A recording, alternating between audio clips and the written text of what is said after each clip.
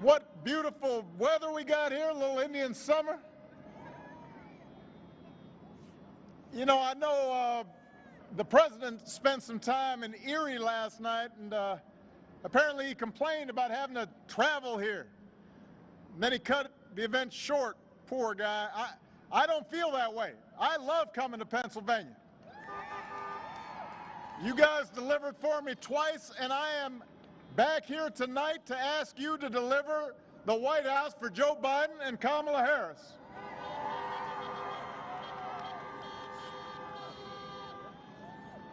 I want to thank Mr. Philadelphia, Charlie Mack, his daughter, India Marie. What an outstanding young lady she was. Those of you who are fathers and have daughters, you know how that feels when you see your daughters just shining. I know a little bit about that. And it was great to see Representatives Brendan Boyle, Mary Gay Scanlon, Governor Tom Wolf, Attorney General Josh Shapiro, Mayor Jim Kenney. Philadelphia, we got 13 days. That's our lucky number right here. 13 days until the most important election of our lifetimes. And you don't have to wait for November 3rd to cast your ballot. You've got two ways to vote right now. Number one, you can vote early in person through next Tuesday. How many people, anybody here voted early already?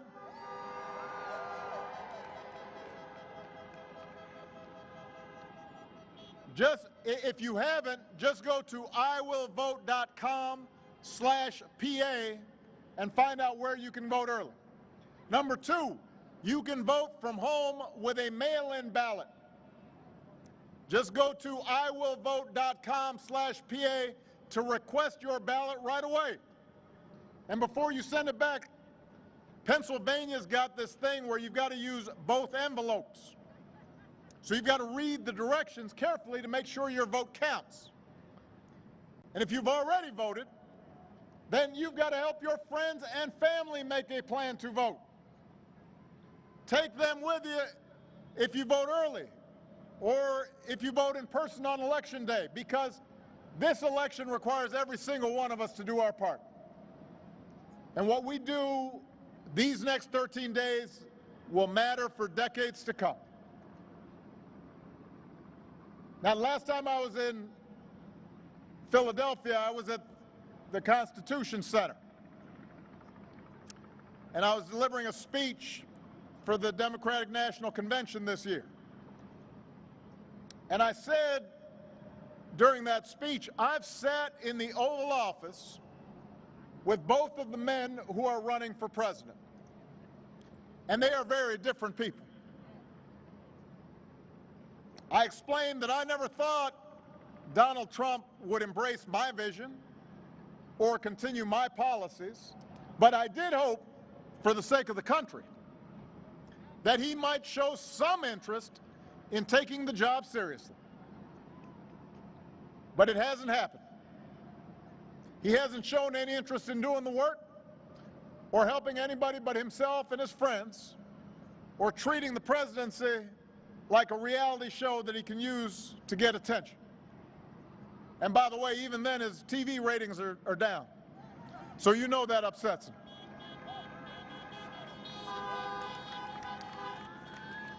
But the thing is, this is not a reality show, this is reality. And the rest of us have had to live with the consequences of him proving himself incapable of taking the job seriously. At least 220,000 Americans have died. More than 100,000 small businesses have closed. Millions of jobs are gone. Our proud reputation around the world is in tatters. Presidents up for re-election usually ask if the country is better off than it was 4 years ago. I'll tell you one thing, 4 years ago you'd be tailgating here at the Link instead of watching a speech from your cars. The only people truly better off than they were 4 years ago are the billionaires who got his tax cuts. Right now, as we speak, Trump won't even extend relief to the millions of families who are having trouble paying the rent or putting food on the table because of this pandemic. But he's been doing all right by himself. As it turns out, this was just reported in the last 48 hours. We know that he continues to do business with China because he's got a secret Chinese bank account. How is that possible? How is that possible? A secret Chinese bank account. Listen, can you imagine if I had had a secret Chinese bank account when I was running for re-election? You think Fox News might have been a little concerned about that? They would have called me Beijing Barry. It is not a great idea to have a president who owes a bunch of money to people overseas. That's not a good idea. I mean, of the taxes Donald Trump pays, he may be sending more to foreign governments than he pays in the United States. His first year in the White House, he only paid $750 in federal income tax. Listen, my first job was at a Baskin Robbins when I was 15 years old. I think I might have paid more taxes that year working at a dispensing ice cream. How is that possible? How many people here paid less than that? It's possible, just possible now, that if you are living high on the hog and you only pay $750 in taxes, that maybe, just maybe, he might not know what working people are going through here in Pennsylvania. We cannot afford 4 more years of this, Philadelphia. But the good news is, right now you can choose change. Right now you can vote for my friend Joe Biden and his running mate Kamala Harris as the next president and vice president of the United States of America.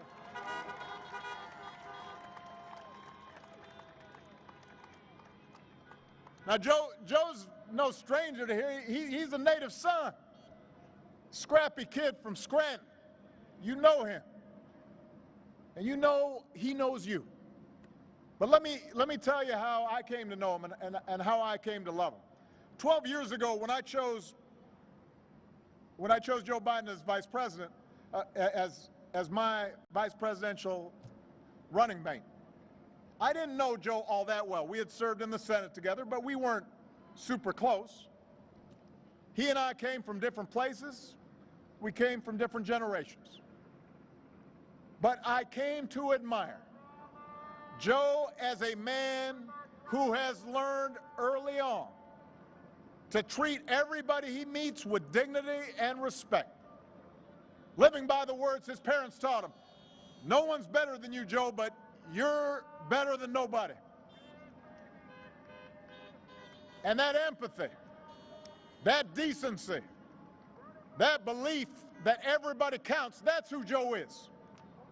That's who he'll be. And I can tell you the presidency doesn't change who you are, it reveals who you are. And Joe has shown himself to be a friend of working people.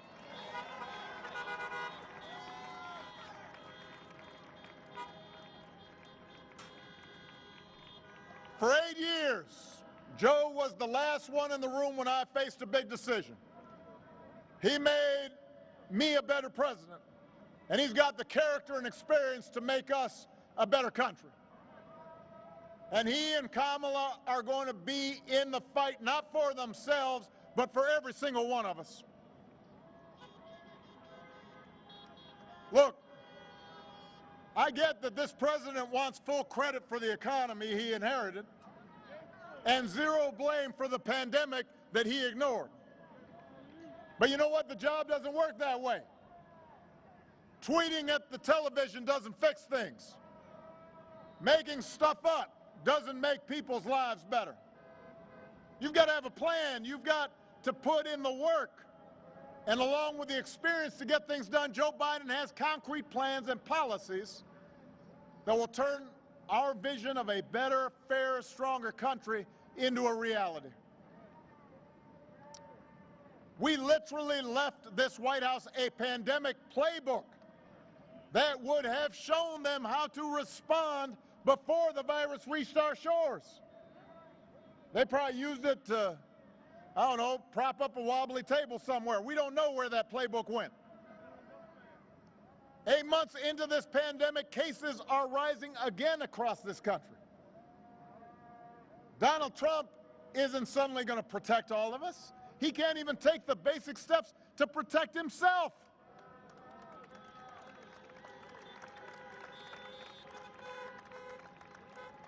Just last night, he complained up in Erie that the pandemic made him go back to work. I'm quoting here.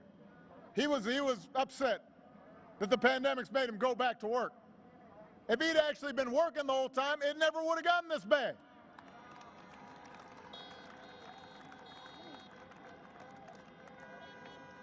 So look, here's the truth. I want to be honest here. This pandemic would have been challenging for any president. But this idea that somehow this White House has done anything but completely screw this up is just not true. I'll give you a very specific example. Korea identified its first case at the same time that the United States did. At the same time. Their per capita death toll is just 1.3% of what ours is.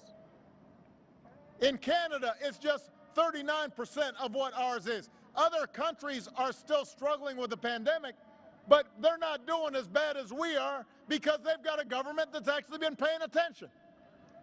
And that means lives lost, and that means an economy that doesn't work. And just yesterday, when asked if he'd do anything differently, Trump said, "Not much." Really? Not much? Nothing you can think of that could have helped some people keep their loved ones alive? So Joe's not going to screw up testing. He's not going to call scientists idiots. He's not going to host a super spreader event at the White House. Joe will get this pandemic under control with a plan to make testing free and widely available, to get a vaccine to every American cost-free, and to make sure our frontline heroes never to ask other countries for the equipment they need. His plan will guarantee paid sick leave for workers and parents affected by the pandemic, and make sure that the small businesses that hold our communities together and employ millions of Americans can reopen safely. You know, Donald Trump likes to claim he built this economy, but America created 1.5 million more jobs in the last 3 years of the Obama-Biden administration than in the first 3 years of the Trump-Pence administration. How you figure that? And that was before he could blame the pandemic.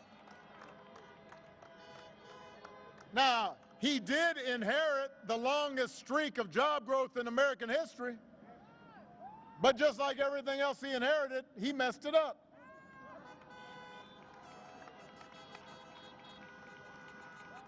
The economic damage he inflicted by botching the pandemic response means he will be the first president since Herbert Hoover to actually lose jobs.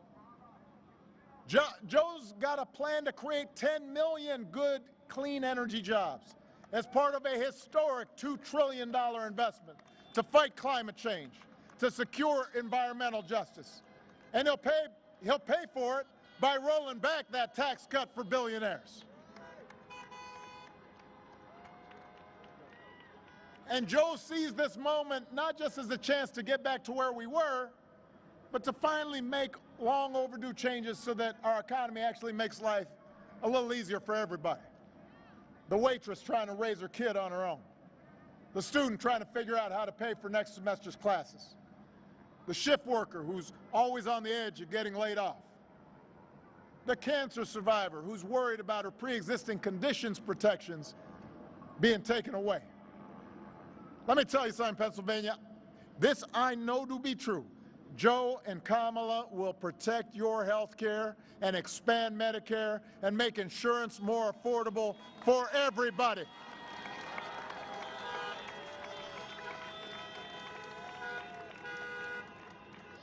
You know, Republicans love to say right before an election that they'll protect your pre-existing conditions.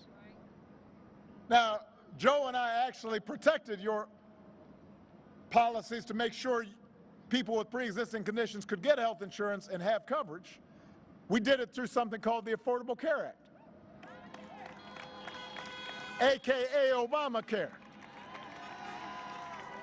And Republicans tried to repeal or undermine it more than 60 times. And when they've been asked about it, they keep on promising, we're going to have a great replacement. They said, it's coming.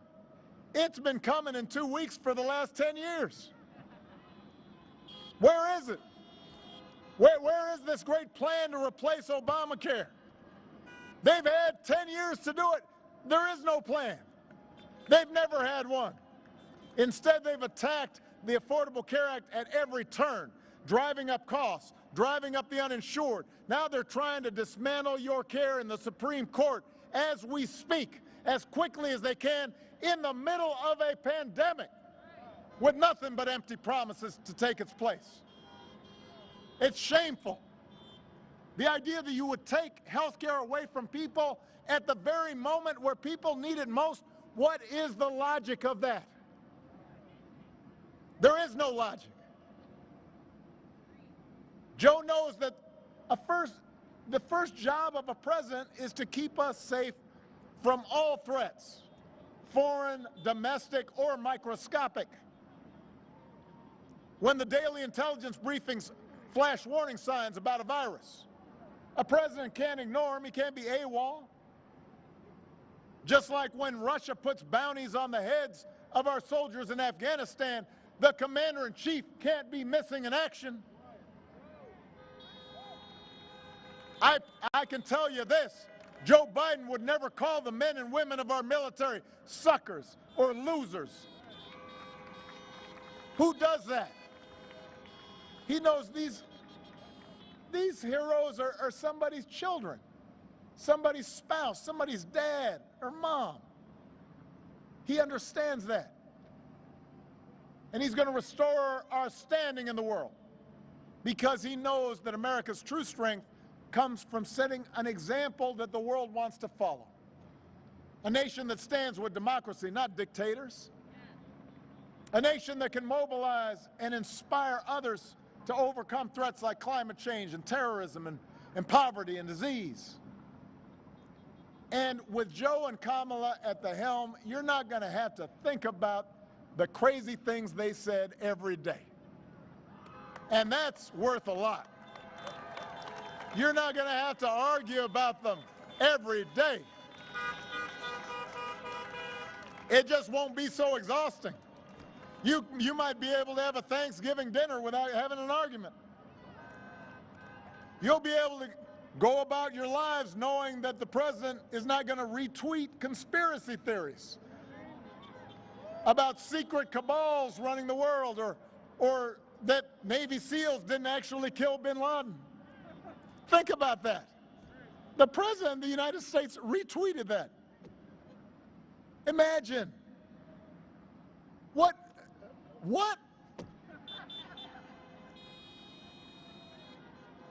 We're not going to have a president that goes out of his way to insult anybody who doesn't support him or threaten them with jail. That's not normal presidential behavior.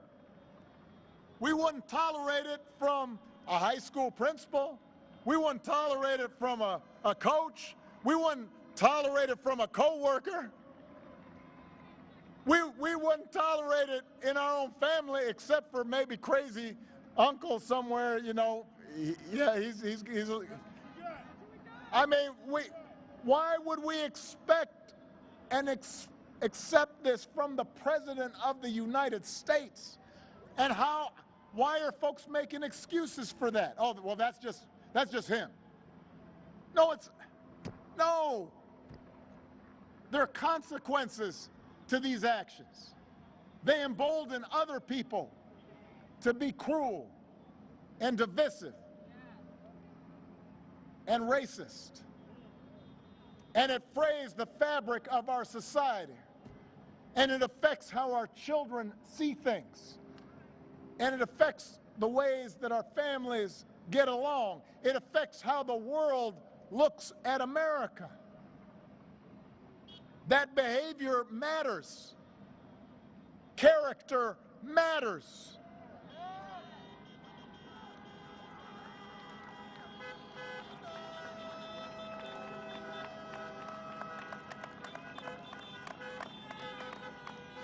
And by the way, while he's doing all that, it distracts all of us from the truly destructive actions that his appointees are doing all across the government, actions that affect your lives.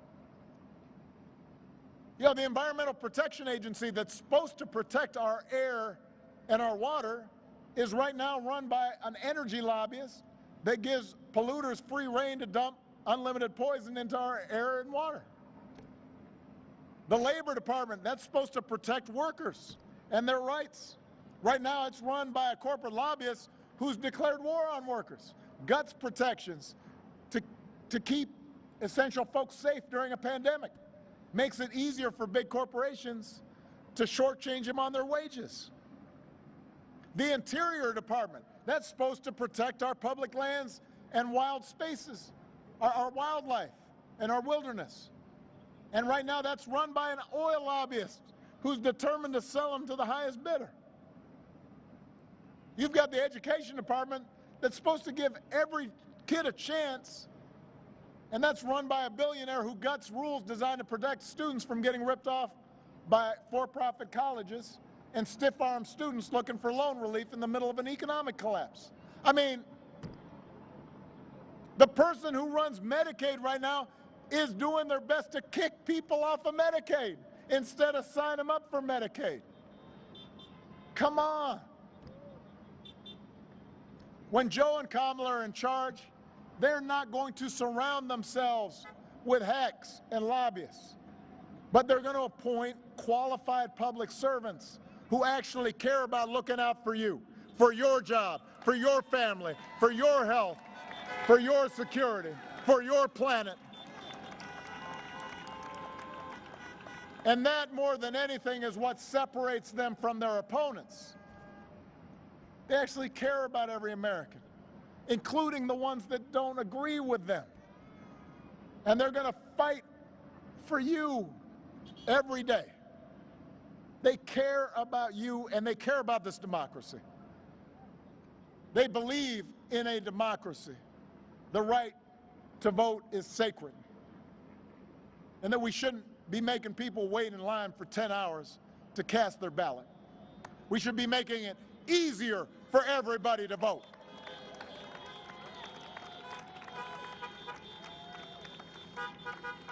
They believe that no one, especially the president, is above the law. They understand that protest on behalf of social justice isn't un-American. That's the most American thing there is. That's how this country was founded, protesting injustice.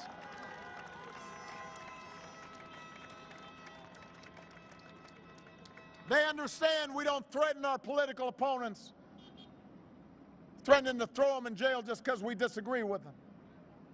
They understand that our ability to work together to solve big problems like a pandemic depends more than on just photo ops. It depends on actually learning the facts and following the science and not just making stuff up whenever it's convenient. Our democracy is not going to work if the people who are supposed to be our leaders lie every day and just make things up.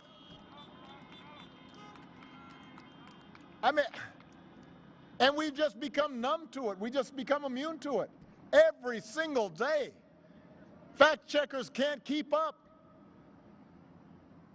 And look, this notion of truthfulness and democracy and citizenship and being responsible, these aren't Republican or Democratic principles, they're American principles. They're what most of us grew up learning from our parents and our grandparents.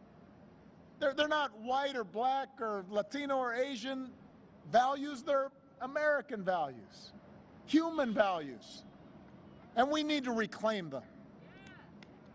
We have to get those values back at the center of our public life. And we can, but to do it, we've got to turn out like never before. We cannot leave any doubt in this election. Because you know, the president's already said, if this is even close, I'm going to just make stuff up. He's already started to do it. So we can't have any doubt.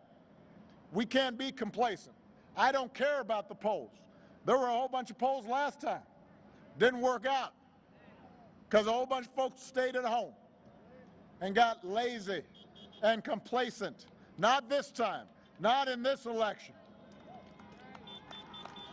Not this time.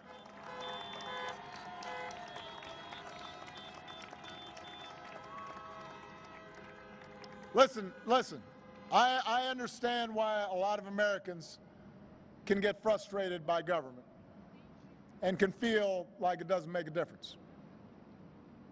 Even supporters of mine, during my 8 years, there were times where stuff we wanted to get done didn't get done, and people said, well, you know, gosh, if Obama didn't get it done, then, you know, maybe it's just not going to happen.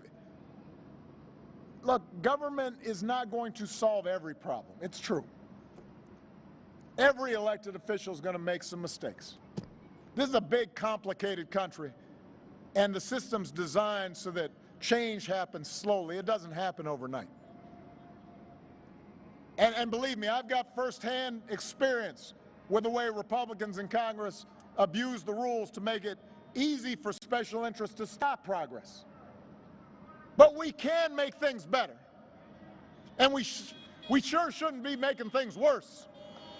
A president by himself can't solve every challenge in a global economy. But if we've got Joe Biden and Kamala Harris in the White House and a House and Senate that are focused on working people, it can make a difference and get millions of people the help they need.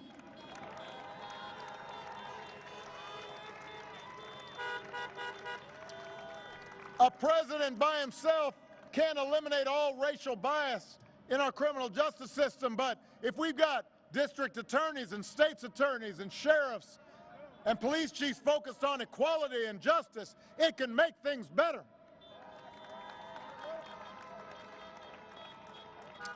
In Pennsylvania, you just got to flip 9 seats in your state house, just 5 seats in your state senate to give Democrats control and new life for policies that will make a real difference to working families right now. It can make things better. And in the end, Pennsylvania, that's what voting's about. Making things better. Not making things perfect, but putting us on track so that a generation from now we can look back and say, things got better starting now. And that's what voting's about. Voting's about using the power we have and pooling it together to get a government that's more concerned and more responsive and more focused on you and your lives and your children and your grandchildren and future generations. And the fact that we don't get 100% of what we want right away is not a good reason not to vote. It means we've got to vote and then get some change and then vote some more and then get some more change and then keep on voting until we get it right. And we will never come close to seeing what it would be like if everybody voted. When I hear people saying, well, I don't know, your voting doesn't make a difference. We don't know because usually no more than half the people who could be voting vote. We get 50, 55% of people voting, and then people say, oh, look, you know, not enough change happened. Well, imagine what would happen if 60% voted. What about 70%? Imagine January 20th when we swear in a president and a vice president who have a plan to get us out of this mess, who believe in science and have a plan to protect this planet for our kids, and who care about working Americans and have a plan to help you start getting ahead, and who believe in racial equality and gender equality and believe in not discriminating against people because of their sexual orientation, and are willing to bring us closer to an America where no matter what we look like and where we come from and who we love and what our last name is, if we go out there and we work, we can make it. And we're part of an American family. All of that is possible. All of that is within our reach if we vote. Because let me tell you something, Pennsylvania, some people ask me sometimes, they say, man, how have you been able to take it these last 4 years, just watching all this? How do you keep your spirits up? And I tell them, I say, look, for all the times these last 4 years that we've seen our worst impulses revealed, we've also seen what our country can be at its best. We've seen folks of every age and background who've packed city centers and airports and town squares just so families wouldn't be separated, so another classroom wouldn't get shot up, so our kids wouldn't grow up on an uninhabitable planet. We've seen Americans of all races joining together to declare in the face of injustice that Black Lives Matter, no more but no less, so that no child in this country feels the continuing sting of racism. We've seen folks, our essential workers, our healthcare workers, risking their lives day in, day out to save somebody else's loved ones. We've seen people volunteer and contribute to help those who are having an especially difficult time right now. That's true in Pennsylvania. That's true all across the country. America is a good and decent place. But we've just seen so much noise and nonsense that sometimes it's hard for us to remember. Philadelphia, I'm asking you to remember what this country can be, what it's like when we treat each other with respect and dignity, what it's like when our elected officials actually behave responsibly. I'm asking you to believe in Joe's ability, in Kamala's ability to lead this country out of these dark times and help us build it back better. Because we can't abandon those who are hurting right now. We can't abandon the children who aren't getting the education they need right now. We can't abandon those protesters who inspired us. We've got to channel their activism into action. We can't just imagine a better future. We've got to fight for it. We've got to out-hustle the other side. We've got to outwork the other side. We've got to vote like never before and leave no doubt. So make a plan right now for how you're going to get involved and vote. Do it as early as you can. Tell your family, tell your friends how they can vote. Don't stop with Joe and Kamala. Make sure you vote all the way down the ticket. And if we pour all our efforts into these 13 days, if we vote up and down the ticket like never before, then we will not only elect Joe Biden and Kamala Harris, we will also leave no doubt about what this country that we love stands for. We will not leave any doubt about who we are as a people and the values and ideals that we embrace. What Lincoln called the better angels of our nature, those are still in us. We see them operating every single day. We see them in neighborhoods. We see them in churches and synagogues and mosques and temples. We see him in people helping out a neighbor. We see him inside our own families. We see that what is best in us is still there. But we've got to give it voice. And we've got to do it now. So let's get to work, people. Let's bring this home. I love you, Philadelphia.